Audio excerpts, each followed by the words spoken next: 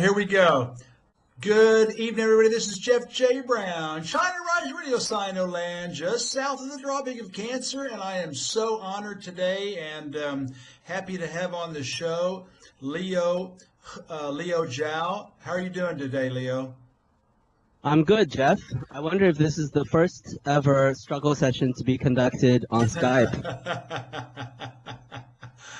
The title of I already have a wonderful title. From Beijing to Berlin, Leo He Zhao is a true cross-cultural Renaissance man, and I'm really just so happy to have him on. He also is known as DJ Zhao.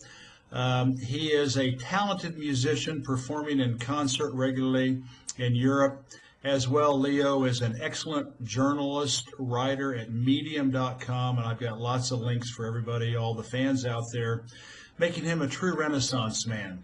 And I had the pleasure of learning about Leo thanks to the Greenville Post publishing a couple of his articles. And I was very impressed with his research and perspective and reasoning. And so we started an email friendship a while back, and he kindly agreed to join me on the show today. So thanks for being here, Leo. Yeah, thank you very much. I've really enjoyed your blog and your work. Appreciate it. Leo was born in Beijing and is now based in Berlin with a background in sound art and left field techno. And I've listened to a couple of your long tracks and I really enjoyed them. DJ Zhao is a rhythm ambassador and musicologist, bringing a polycultural understanding of sound to his deeply percussive cross-genre sets. In addition to playing more genre-specific music in settings such as Berlin's Berghain, DJ Zhao constructs powerful vibes without borders, bringing together innovative underground club, bass, and electronic music from places such as Luanda, New Jersey, Johannesburg, London, Bogota, Chicago, Nairobi, Paris, Cairo, and Berlin. I've actually been to most of those places. It is irresistible polyrhythmic energy in motion. DJ Zhao fuses ancestral rhythms and urban bass pressure, connecting east and west, acoustic and electronic, traditional and modern. The best dance music from wildly different times and places come together with an artful sense of composition and mixing technique. DJ Zhao brings a sense of deeply satisfying sonic adventure to any occasion, and I'd say that's true because I've listened to a couple of your songs and they're really good. Yeah, we can get into the connection between ancestral rhythms and communism. All right. I've got tons of hyperlinks. So his website, where you can listen to his music on SoundCloud. He's got his complete catalog. He's even is nice enough to have an email if you want to contact him about his writing or his concerts. Facebook, Twitter, and YouTube. So let's get started. All right. How did you get from Beijing to Berlin? I mean, please tell us a little bit about your upbringing and journey in life. Well, I emigrated to the United States with my parents in 1986. I was age 12, and yeah, that's I mean, we can go into that as well, but. Okay, so that's why your English is so good. You basically grew up, you went to middle school and high school in the United States. Yeah, exactly. Ah. Exactly. So, what I went to art university in Los Angeles and worked in Hollywood as a motion designer for about 10 years. And then just got really fed up with Hollywood. I mean, this is a place where people think they are in the center of the world, and they eat, breathe, sleep, and shit Hollywood all day, every day. Nothing but. So every single conversation is about this director or that producer, this actor and that project, and this, you know, it becomes really, the world is a much bigger place than that, and my interests are certainly much more broad than that. And so I just got a little bit sick of LA and I wanted to see the rest of the world. And it was almost a random decision to come to Berlin. Oh, okay. Now you said you were what kind of a designer for 9 years? I missed that. Motion graphics, meaning Oh, for motion. television. Oh, okay, motion graphics. Okay, all right. Yeah, television and film, title sequences and advertising and things like that. So there's Okay. another irony. There's another irony of someone who works in the advertising industry, who is a devout communist. I love it. Well, why did you pick Berlin and like not New York or London or Paris or even Tokyo for that matter? Moscow? Why was it Berlin? It was almost random. I mean, I sort of looked into New York, and just by fluke, I did a few, just New York didn't work out at that time. And my plan was to be a globe-trotting, ruthless metropolitan. I think is the right phrase. Yeah, my plan was to do freelance work from the road and to stay in Berlin for maybe 6 months, maybe a year, and now 10 years later, I'm still here in Berlin. Okay, so you went to Berlin then in 2008, is that right? Something like that, yes. Okay, cool. All right. Well, listen, this interview will be in two parts, and one is for your music. Like I say, you're a multi-talented guy, and the other is for your writing. Well, speaking of politics, let's talk about your journalism, okay? Okay. You obviously do not have mainstream ideas, and I will put the links to some of the articles that I'm going to ask you about, and you do not have mainstream ideas about communist socialist China and the capitalist West. And I assume that when you came to the United States when you were 12 years old, that maybe you sort of bought into the Western paradigm, and then maybe had an awakening, and so what I wanted to ask you is, or maybe you did, maybe you came fresh off the boat. For those of you who don't know, there's a very famous serial TV show in the United States that was called Fresh Off the Boat, about a Chinese family who I've never seen that. it's pretty funny. And but anyway, please share with us your arc of awareness about Western propaganda and the way colonial empire works around the world. I mean, when and how did you figure it out? Fairly recently. For a long time, I was under the spell of the dominant capitalist way of thinking. I mean, when I was 12, obviously, I had no idea of such things, and I grew up with this liberal propaganda all around me, breathing it. And so, of course, I naturally took those views and took those positions. For instance, I participated in the demonstrations in 1989, not in Tiananmen Square, but from the U.S. Protesting for more, quote, democracy, end quote. Democracy and freedom. and quote, freedom, end quote. Yes, absolutely. Oh, God. Absolutely. So I was a brainwashed little, capitalist, neoliberal, until fairly recently, until maybe only 7, 8, 9 years ago. Wow, okay. Something like that. And that's just through a process of discovery, of education, of educating myself, of reading and thinking and observing. I mean, there's a Chinese restaurant in Venice, California called Chairman Mao's Kitchen. And I remember writing an email to them when I was maybe 20 years old, 21, complaining about their name. That's funny.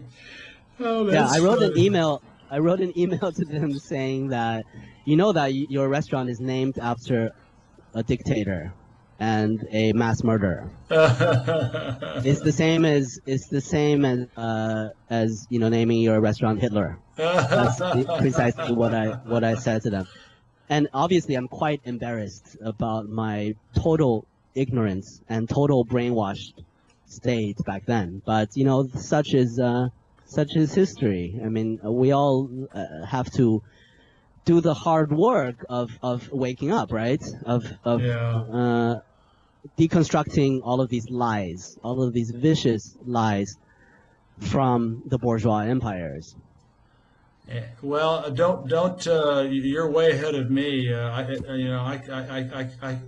sort of halfway figured it out. In the '80s and '90s and living overseas and everything. But it wasn't until I came back here in 2010 and took my and it was our second time here. We lived here in the '90s, and it wasn't until I came back the second time and took a trip all over China, well, Western China, and that's when I wrote my first book, 44 Days, and about China, and I was what 50? Let me see, 2012. I think I took the trip in 2012, so I was 58. So you caught on a lot earlier than me. So congratulations.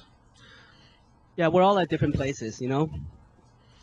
Absolutely. Well, speaking of Mao Zedong, you wrote a wonderful article, and you reassessed the Mao era, and you even quoted me. I was going, hey, that's me. So anyway, thank you for quoting me. Please give us your take on Mao and the Mao era.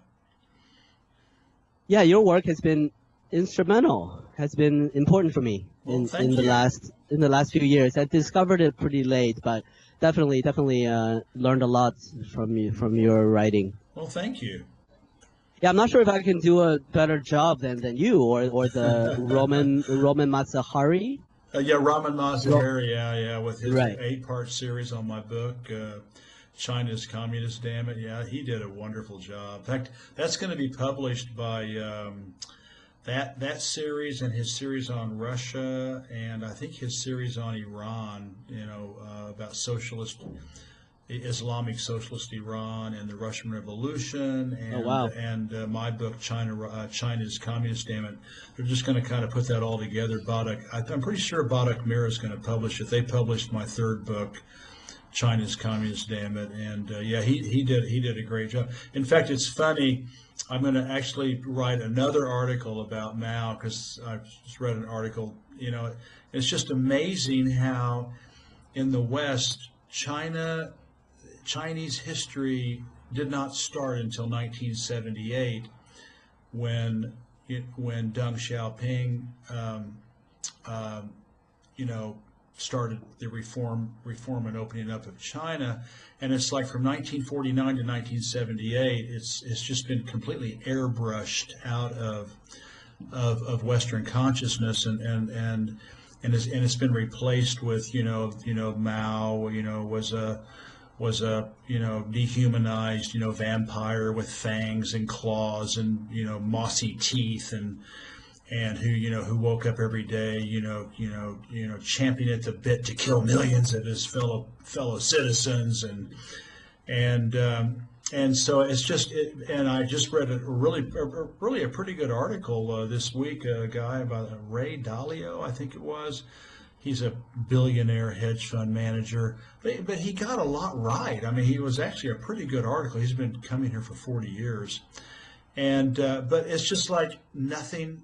Everything starts in 1978. No one wants to talk about the tremendous, amazing success of the Mao era because it was communist socialist, and nothing that's communist and socialist can be recognized as good or productive or successful or peaceful or whatever, and that's why the Western propaganda machine, the foghorn, is just relentless against Cuba and Venezuela and China and Iran and North Korea, and Russia's not really communist socialist anymore, but it's in that same anti-imperial camp, and Eritrea and Africa, Bolivia, Ecuador, the Alba group in the Caribbean, every socialist, communist,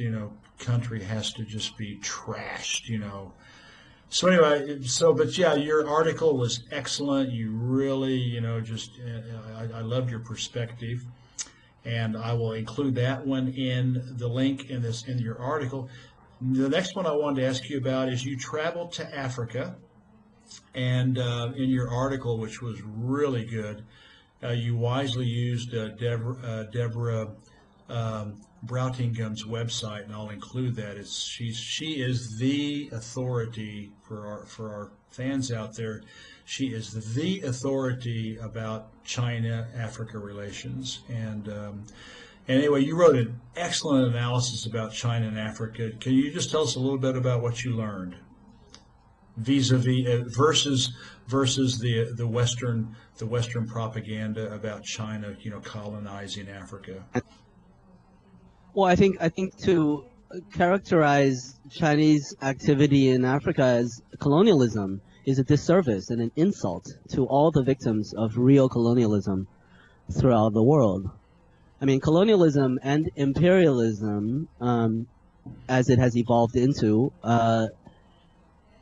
rests on the active suppression of independent economic development of the host countries.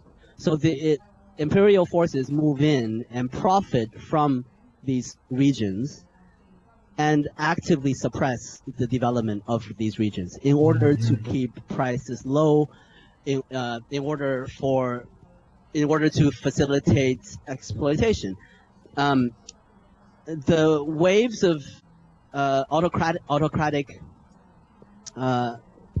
leaders in Africa that the CIA has installed after assassinating their democratically elected socialist leaders all over Africa has contributed to so much destabilization, so much conflict, so much rivalry, the warlords in the Congo fighting for the rights to the mines so they can sell these minerals to Western corporations for very cheap. I mean, this is a long historical process of imperialism from the West. That is imperialism. And what China is doing is trade. It is absolutely a win-win. I mean, it's difficult for us to imagine, and for Africans to imagine, for anybody to imagine, because without exception, foreign activity in Africa has been characterized by brutal oppression and exploitation. And so it's difficult for us to imagine a new kind of relationship, a new kind of engagement with outsiders and Africans. And so we, you know, bring all of this baggage when we look at China and Africa, when they are, you know, building roads and doing all of these things where people will say, well, the English also built roads. But if you look at the specific result of all of this activity, it is decidedly, fundamentally different in character from the activity of European empires in Africa. The roads China is building is connecting African communities and is not only for export. Yeah. It is rejuvenating trade between African nations, between African economies. And the infrastructure that China is building in return for resources is absolutely helping African economic development as independent from the outside world. And so I think that's the key point to understand about Chinese activity in Africa. Yeah, I you know, it was really interesting. Well, yeah, you mentioned socialist leaders that were deposed. Look at what they did to Gaddafi, and now look at Libya. I mean, and the French DGSC, basically the equivalent of CIA, does not even deny the fact that they have assassinated 23, you know, African leaders. They don't even deny it. So, and the English do the same thing, and then the French have the CFA, the French the French, so the supposedly, African money and the former French colonies, and so they basically control the banks and the reserves of all the former French colonies, and make them heavily dependent on French imports by controlling the value of the CFA, and it's just Haiti. Half of Haiti's GDP goes to paying interest on loans to the French and the British and the Americans. So the crime against humanity. Yeah, absolutely. So anyway, it's an excellent article, and I really enjoyed it. And I'm going to share it with people who sit there and go, yeah, but what about the Chinese in Africa? I'll go. Well, listen to Leo. You recently. Go ahead. Sorry. I was just going to say there are, of course, local problems. There are, of course, no one is perfect, and the private corporations in Africa, the private Chinese corporations in Africa, of course, have contributed to some problems, and there are labor issues. There are valid, concern in many different cases, local specific cases, and those we have to pay attention to as well. We have to hold the Chinese Communist Party to the highest standards, even though there's a Chinese Communist Party representative in every corporation. There are still, of course, many problems that can arise, but none of these local procedural level problems and issues invalidate the larger perspective, which you touched on one of your articles, is an extension of the Chinese sort of for thousands of years foreign policy. Let's make a deal. That's the way the Chinese work. Let's make a deal. Let's cut a deal. Let's sell stuff to each other. Let's buy each other's stuff. Let's exchange information. Yeah, exactly. And in the 1400s, when the Chinese fleets, with then unequaled technological and army power in the world, sailed around Africa. They took no colonies, they took no slaves, and merely traded. And this, I have to add, of course, is not any testament to a essentialist, inherent Chinese moral superiority. Of course not. This is, and the European colonization of the world is no indication of any kind of inherent natural higher capacity for violence, for domination, and for injustice of the Europeans. It's all historical circumstance, right? At 1400, China was very happy with itself. It considered itself the center of the world, and it was very content. And so they had no desire to conquer and to colonize, right? And Europe, as they were emerging from the Dark Ages in the 1600s, were hungry people. They had just been subjected to centuries of abject poverty and brutal oppression from the upper class, and and in such a state, the plague from killing the cats, because cats are evil, they're agents of the devil, and the rats population explode, and the Black Plague, and then the hunting of the burning of the heretics, the witches. All of this all of this historical process contributed to Europeans at that time of a mind that is, contributed to what they did. And so my larger point is that colonialism and these wrong things that people do is not has nothing to do with who they are, but it has to do with the material conditions which shapes their mentality. We can also we could also add, the Spanish Inquisition, the violence of the Spanish Inquisition, and then the violence of the Crusades. Yeah, it's just Europe has been a bloodbath for 1,000 years. Actually, I think it probably goes back to the Old Testament, and at least as far back as Alexander the Great with his scorched earth policy, taking over half of Asia, or at least southern Asia and Egypt, and so the deeper Marxist understanding of history, if we had any access to that, we would not indulge in these petty, shallow identity politics of today, of demonizing Europeans, of demonizing people for what they do. It's not their fault. Yeah. It is very, very complex. It's much bigger than that, but simply put, it's not their fault. They are just reacting to the conditions into which they were born.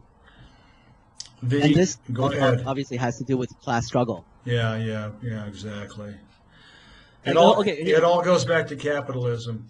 Absolutely. And property relations before that. Yeah, exactly. Of which capitalism is only the latest extension, the latest version.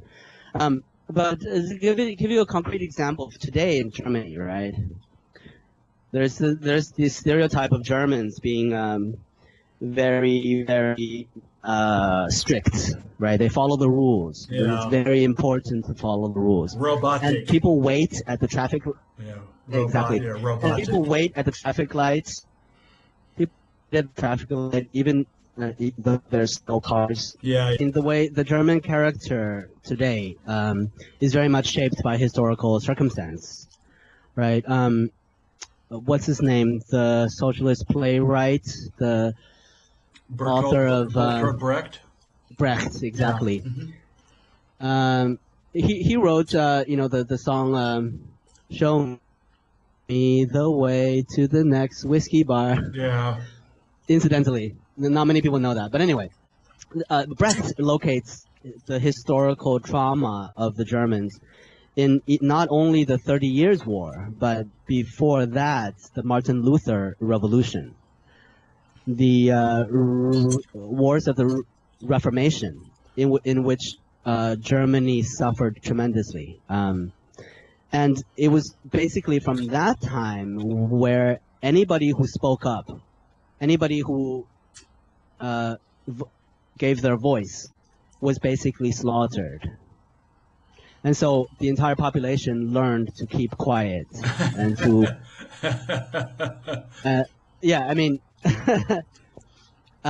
keep looking straight ahead. Keep looking straight ahead and wait for the light to turn green. Exactly, and reprimand you if you deviate from the norm. Yeah. And so this is instrumental. This is central in the shaping of the petite bourgeois German mentality. There's even a word for it, which is Spießer. Spießer means a petty bourgeois manager, small shop owner type, who is absolutely dedicated to rules and order and these petty social things to preserve order at any cost. There's a devotion to any kind of stability. Okay. Because the German people there has been so much instability in their history. I mean, constant war and so all of these circumstances contribute to the modern phenomena of the Spießer, of the people who tell you to be quiet if you're speaking a little bit louder in public. The absolute forbidding of public displays of strong emotion. Yeah. That's absolutely frowned upon in German society today. No one loses their temper or cries for in public, or they will be shamed. So yeah, just a small example of Marxism, of how only through understanding of class struggle and class imperatives throughout history, can we really understand why the way things are the way they are. Excellent. I really enjoyed that. You recently traveled to indigenous tribal areas. Please tell us about your changing gears here. These are, what I'm doing is I'm picking articles from your website, and I'll list all these, and they're just excellent. You're just a great writer, Leo.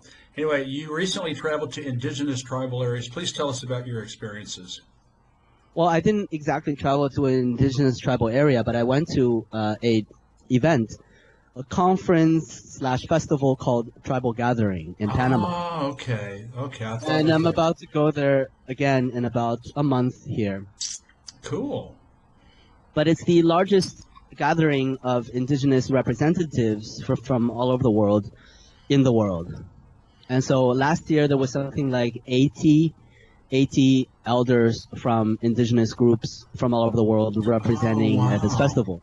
And this conference/festival features a lot of presentations and learning opportunities about indigenous culture, and there are also these psychedelic retreats, which the indigenous elders present their sacred plants and how they are used traditionally in their culture. And yeah, it happens every year. So last year I conducted a series of interviews with the tribal elders. Okay. I misunderstood. I thought you went to different areas, but they more or less came to you. Okay, I get it. Yeah, or we all gathered in Panama. Okay. And I asked them a series of questions about indigenous lifestyle and things like that. And almost all of them gave the exact same answers to the basic questions, which is that we have no private property. Mm-hmm. The land belongs to everyone. We share everything with everyone, and we always take care of each other. And we have no property rights. We have no concept of like, if you need to borrow something, just take it. And things like this. It was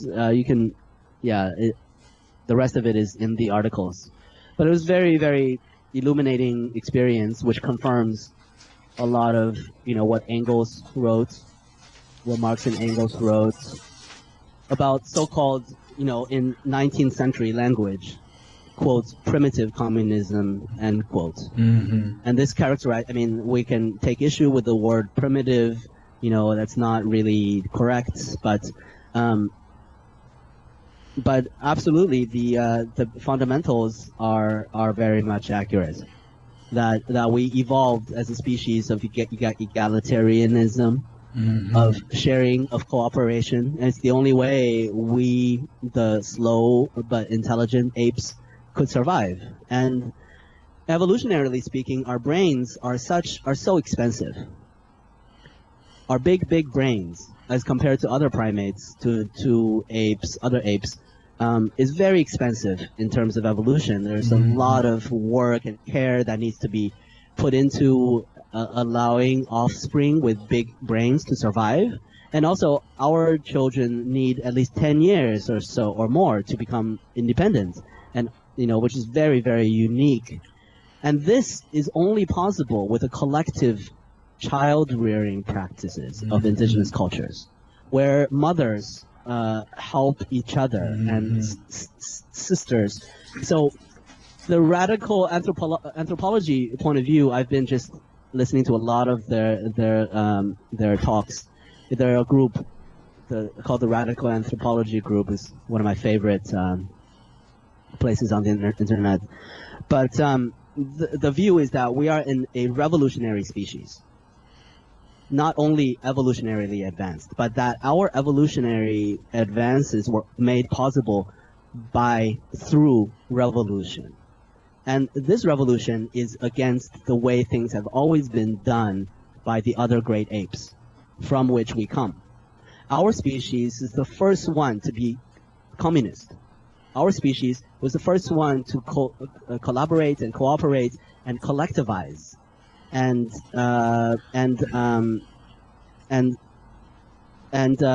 do things in a collective way, which is the only way that ensured the survival of our young. And so it was I mean, if you look at the other great apes, they're male dominated and they're hierarchical and they're warlike and they're very violent. But actually, humans evolved to be.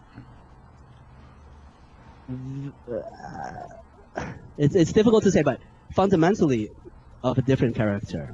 More peaceful. We are more closer to the bonobos. Yes. Yeah. The bonobos are peaceful and they're matriarchal. I mean, this word is problematic because it's not matriarchal. It's more female censored, not ruled by females in the way that our world today is ruled by men. And so in order for private property to emerge about 10,000 years ago or 6,000 years ago, around that time, after 250,000 years of human beings living on Earth, there had to be a counter-revolution. So the private property and the rising of patriarchy of these property owners, of these landowners with their slaves and their soldiers and their empires was a counter-revolution against our innate revolutionary nature of our species. Amazing. I like that angle. I understand what you're saying, and I think it makes a lot of sense. So sorry, let me just go on for a little bit more to connect this back to what we were talking about earlier. Sure. This egalitarianism, this original egalitarianism, was very much revolving around drums and these spiritual experiences, these communal, spiritual, orgiastic raves, basically. They're like the illegal parties. I mean, in which, it was centered around sound of the drums, psychedelics, and orgiastic things that happened, where sexuality is communal and it's collective, and there's no there's pair bonding, but there's no marriage as we know it. Yeah. And sexuality is much more fluid, much more communal than it is today. So this has everything to do with the music of the drums, with the indigenous experience, that the music and other things was central to the society, to holding it together, to sustaining this egalitarianism. I wrote in my first book, 44 Days, I traveled down through southern Sichuan, and on the Yunnan border, there's a lake called Lugu Lake, Luguhu, and that area is the Mosuo. And the Mosuo tribe, and they're matriarchal and matrilinear, and the women live in these big, huge houses collectively, and they raise all the children until they reach puberty, and then the boys are kicked out, and the husbands live outside and work and hunt and bring the food and all that, and the women do everything else. They do all the educating up until puberty, and of course the girls stay in the female colony until afterwards, and then the men, in order, it's a little bit more subdued. They don't have orgiastic stuff. What they do is the men come and knock on the door, and if they have seen one of the other women out, in the market or whatever, and he's attracted to her, then he comes and brings her flowers and tries to woo her either through the window or he stands outside the door. And if she agrees to be with him, then he hangs his hat on the doorknob, so that if another man comes, he knows that woman is with somebody else. And there's not really marriage per se, but and I don't know how that's exactly handled with modern Chinese, although the Chinese are the Chinese government's very respectful of local tribal tribal customs, but anyway, about 80% of them end up having more or less a one-person relationship, but it's not really considered to be marriage. And fidelity is not an issue if she sleeps with another guy or he sleeps with another woman, but they become sort of like regulars, but they're not monogamous. Right. So, there's no ownership. There's no claim of ownership. Yeah, claim of ownership. So it was a really interesting chapter, and I had a lot of fun writing that chapter about the Mosuo, and they're really interesting. So one last couple of questions. You really skewered Western liberals. You gave them a hard time about their fixation on identity politics, and you also went after ultra-leftists and ultra-communists in a really good article. Please tell us about that. Well, I think identity politics is important, is crucially important, especially today, as a way to deepen and to sharpen our class consciousness, not as a replacement for it. I think that's the liberalism. That's the effect of that way of thinking, to make issues of identity forward, to put these issues forward, to center on race, on gender oppression, while avoiding the source from which they come. Mm-hmm. I mean, these are ancillary oppressions. These are branches that come out of the fundament of class oppression. The gender violence and gender oppression comes from the policing of female sexuality in the context of patrilineal descent and inheritance, right? It's because of you have to make sure your heir, your son, is going to get your wealth and your belongings and your property, that women's sexuality has to be policed, because you cannot have another man's son inherit your property. Mm-hmm. And so the origins of gender oppression and everything that comes with it, the misogyny, the demonizing of female sexuality, slut shaming is a contemporary form of it.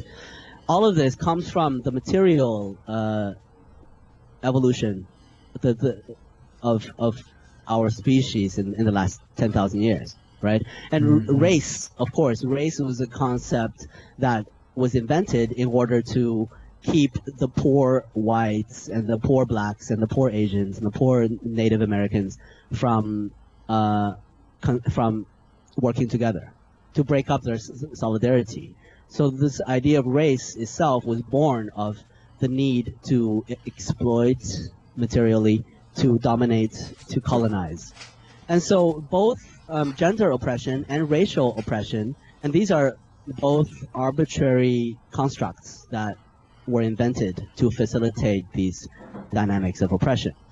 They both come from that. And what modern liberals, with their identity politics, is routinely ignoring the deeper understanding. Mm-hmm. And it's not like, of course it's important to fight racism and to fight gender oppression. Of course it is, but this is all not only meaningless, but actually serves to sustain oppression, to keep it going, without the more deeper understanding, the Marxist understanding of the material economic roots of these oppressions.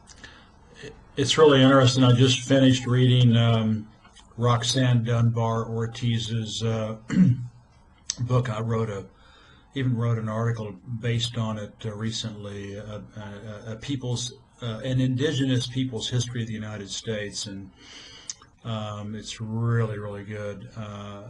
In fact, I reached out to her and asked her to be on my show, but I haven't heard back from her. Anyway, she talks a lot about how the white elites in the United States would consistently use, you know, color, you know, race as a way to, as soon as the blacks and the as soon as the poor blacks and the poor whites started getting together, or the Indians started, you know, the poor Indians started getting together, you know, it was, you know, the elites went into high gear to, you know, to do everything they could to, you know, to tear them apart. And then another book, because they had common economic interests, and so they had to split them up. And then another book I read while I was back in the States is The New Jim Crow, which was really good. And she talks the same thing, that, you know, that as soon as the poor blacks and poor Latinos and poor white people got together, you know, the elites would resort to any sort of violence or manipulation or fake news or, you know, false flags. It didn't matter what it would take. They could not allow, you know, people, you know, of different different races to get together because of economic exploitation. So what you just said is very true. Yeah, the Huey P. Lewis, the leader of the Black Panther Party, who was murdered by the police, and Malcolm X and Dr. King all understood that there is no ending racism without ending capitalism. That the two are together, and one is invented by the other in order to facilitate it. They all had this revolutionary understanding, but modern liberal identity politics takes that revolutionary part out, and it becomes a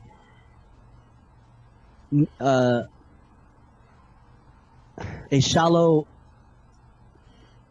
kind of horizontal hostility, and these endless rights of inclusion, exclusion, and ignoring capitalism, ignoring the fundamental, more deeper roots of these problems that we are fighting against. They're going after the symptoms, not the cause. Yeah, exactly, exactly, and this can even be a boost for the order, for the oppressive order, because it destroys solidarity. Yeah. There's so much, you know, just demonizing each other, castigating each other for minor offenses and for being, quote, problematic, end quote. Yeah, and there needs to be a deeper conversation to be had. There's a much deeper conversation to be had, and it's not allowed in these identity group circles. I've been to many meetings in Berlin of anti-racist meetings in which it was basically forbidden to talk about capitalism. Like, everyone just say I hate white people, and that's applauded. That's the politically correct position. But then if you talk about, like, okay, all right, we hate white people, but let's let's go like a step further and think about, you know, the history of colonization, of European colonization, where that came from, and how Europe was colonized by other Europeans long before they set their sails for other shores. Why don't we talk about that? Why don't we talk about how the Zulus conquered South Africa and colonized South Africa, and basically and were very brutal to the indigenous people? Why don't we talk about that? I mean, the real conflict is not between whites and blacks or Asians. The real conflict is class, is these empires, these colonizing empires based on wealth and property, and these hierarchies of power based on wealth and property. And nobody wants to talk about that in these liberal identity politics circles. Yeah. They would rather just, like, you know, like, call each other out for being sexist or racist, which is also necessary, but we can't end there. We cannot exclude the larger perspective. And that has everything to do with the Cultural Revolution, right? Absolutely. Where the Cultural Revolution went wrong. I mean, I'm fully supportive of the idea of a Cultural Revolution to get rid of imperialist bourgeois property owner values and cultures to clean people's minds from this bullshit that we have inherited. But it went too far in it went not too far in the other way, but it was conducted with not enough of a Marxist backbone. It was conducted with not enough of a basic Marxist understanding, and it became a horizontal, endless rites of horizontal hostility, in which people demonize each other and condemn each other and torture each other. And of course, my parents came out of that era, and that's a part of why I moved to the United States, is because they were very much disheartened by the Cultural Revolution, and they were sympathetic to the Communist Party and all of this, but they were singled out as educated, I guess not upper class, but definitely educated class. Yeah, the intellectuals. They were called intellectuals, yeah. Exactly. My parents were singled out. My father and mother spent years in the re-education camps in the 60s. Before I was born, and so that historical process really made them sort of turn away from the revolution, and they turned away and embraced Western-style capitalism, and that's why they wanted to move to the U.S. Interesting. Yeah, and so it's very difficult to really get to the bottom of. I mean, it's impossible because revolution is a messy process, right? Imperfect. And there are imperfect, and people make mistakes. People are people. People get passionate, and they sort of do things in a way that's not really good for the long run. But I mean, it's very complex, right? I mean, there's also validity to the argument that the Cultural Revolution was more than the negative effects, had very positive effects on Chinese society, right? That's definitely very valid as well. But at the same time, there was a lot of things that were done that were unjust, and I think hurt China as well. Yeah.